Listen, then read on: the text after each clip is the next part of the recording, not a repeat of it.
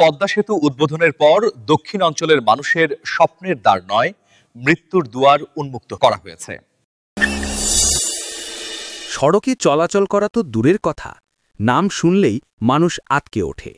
কখন কার প্রাণ কোথায় ঝরে যায়। একটি রুটে যানবাহন চলাচল বেড়েছে কয়েকগুণ, আর পদ্মা সেতু চালু হওয়ার পরে তা বেড়ে দাঁড়ায় আরও দ্বিগুণ। অপরদিকে সেই ৯০ দশকে নির্মিত হওয়া সড়ক এখনও রয়ে গেছে, যা প্রশস্ত হয়নি ১ ইঞ্চিও। একদিকে সড়কে অতিরিক্ত যানবাহনের চলাচল, অপরদিকে সড়কের প্রশস্ততা না থাকায় দক্ষিণ অঞ্চলের জন্য এই সড়কটি এখন অভিশপ্ত সড়কে পরিণত হয়েছে। প্রতিদিন নয়, প্রতি মুহূর্তেই যেন একটি দুর্ঘটনার সংবাদ আসতে থাকে। কখনো মৃত্যু, কখনো গুরুতর আহত, কখনো পরিবহন ছিটকে পড়া, কখনো সামনাসামনি সংঘর্ষ, এ যেন এখন প্রতি ঘণ্টার সংবাদ হয়ে দাঁড়িয়েছে। একদিকে অতিরিক্ত পরিবহনের চাপ, অপরদিকে রয়েছে অবৈধ ফ্রি হুইলারের বেপরোয়া গতি, যা নিয়ন্ত্রণের কর্তৃপক্ষ যেন চোখে কাঠের চশমা লাগিয়ে দাঁড়িয়ে থাকে।